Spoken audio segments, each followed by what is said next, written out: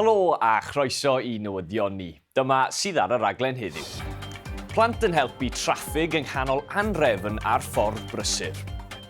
Ro'n i'n just yn diflas. Wel, dwi wedi diflasu. A wedyn, ro'n i am wneud o just am hwyl. A wedyn, os ni'n meddwl fydd pawb ddim yn gwrando, ond wedyn roedd pawb yn gwrando, a wedyn fydd o'n helpu'r traffig.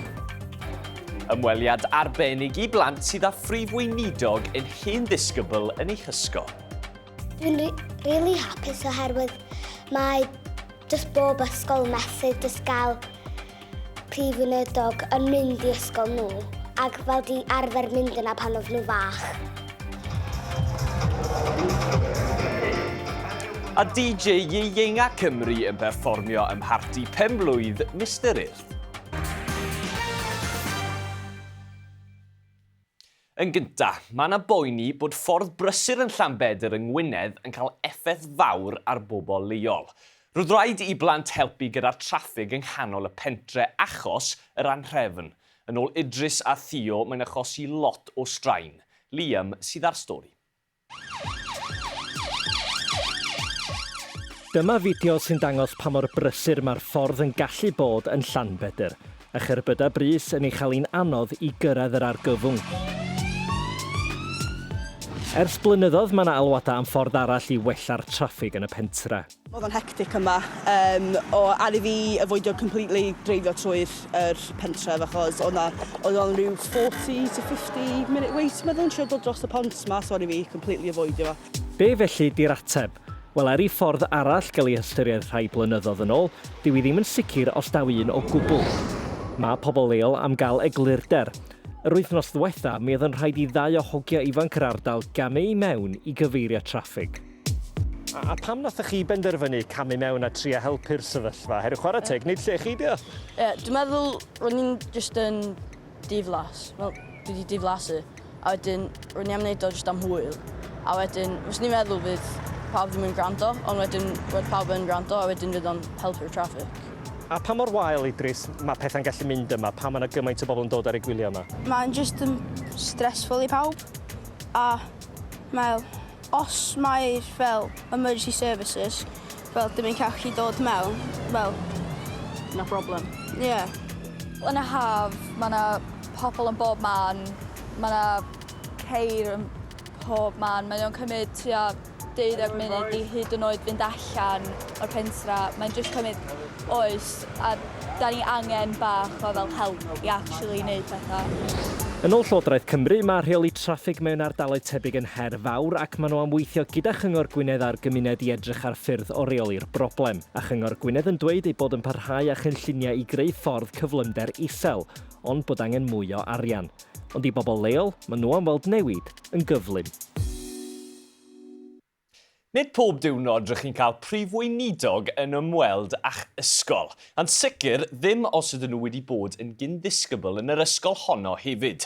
Ond dyna ddigwyddodd ar Ynys Môn yn ddiweddar, pan ath Rhina Biorwerth yn ôl I ysgol gynradd Llandegfan, a hithen gyndisgybl yno ei hun, ni a ath yno ar ran newyddion ni. Rhoi Môn ar y map, ac ysgol gynradd Llandegfan yn rhan o stori Prif Weinidog newydd Cymru. Dipyn o ddwrnod i'r ysgol yn cael croesawu Rhina Biorwerth yn ôl a dangos beth sydd wedi newid ers iddo fod yn chwarae ar yr iard yma a'n dysgu'n y dosbarth. Cyfle hefyd I glywed hanes rhai o'r disgyblion presennol. Dwi'n really hapus oherwydd mae jyst bob ysgol mesur jyst gael Prif Weinidog yn mynd I ysgol nhw ac fel di arfer mynd yna pan oedd nhw fach. Tro'r disgyblion hŷn nesaf i'w holi fel newyddiadurwyr, sef y swydd yr oedd y Prif Weinidog yn arfer I gwneud. Wel, mae'n special bod o'n dod yma, achos bod o wedi bod yma o'n blaen pan oedd o'n fachgen bach, a bod o'n Prif Weinidog rwan yn crazy. Yndi, mae'n wneud wrth fi'n feddwl fydd pawb gallu wneud unrhyw beth maen nhw eisiau. Dwi'n meddwl fydd yn ysbrydoli llawer o bobl. Mae'n reit crazy. Diwrnod fydd yn aros yn y co i'r disgyblion ac ambell un efo cysylltiad unigryw efo'r Prif Weinidog. Mae jyst yn anhygoel achos bod o wedi bod yn disgybl yn yr ysgol yma ac oedd yn byw yn agos ac yn byw yn tu fi ac yn cysgu yn stafell fi. Mae jyst yn rili anhygoel i wybod. So ti'n byw yn hen du, Prif Weinidog Cymru? Yndw. A disgyblion wedi bod ar y teledu'n barod yn sôn am eu cyffro o gael cyn disgybl yn arwain ei gwlad. Roedd Rhina Piorwaith yn falch o gael dod yno i ddeud diolch. Mae mor neis bod yn ôl yma a cael croeso mor gynnes gan y disgyblion yma yn ysgol Llandegfan. Oedd o wedi'n hyffwrdd i go iawn i weld nifer o'n nhw'n siarad ar y newyddion pan ges i yn ethol ac o'n i'n meddwl bod e'n neis iawn deud diolch wrthyn nhw. Bosib bydd yr ymweliad wedi ysbrydoli ambell un i ddilyn ôl troed un o'r cyn-ddisgyblion, a phwy awr nad oes Prif Weinidog arall yn eistedd yma yn ei plith.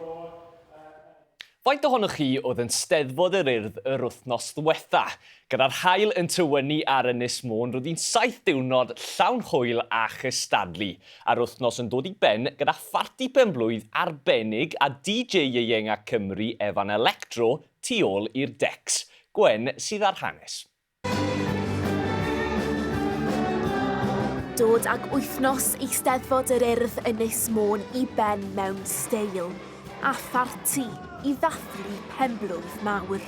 Falle bod y steddfod ar ben, mae'r dathlu yn parhau yma Môn. Roedd fi Mistar Urdd ddathlu penblwydd yn 100% mewn parti arbennig. A pwy sy'n gyfrifol am y gerddoriaeth? Wel, Efan Electro sy'n 11 oed.